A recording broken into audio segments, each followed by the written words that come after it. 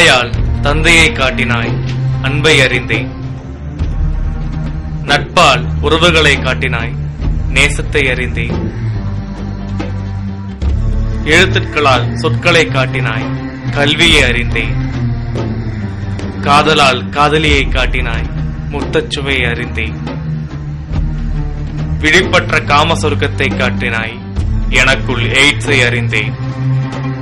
எய்ட்ஸையும் அதன் வலியும் எனக்குள் ஊட்டினாய், மரண வேதனை உணர்ந்தேன்.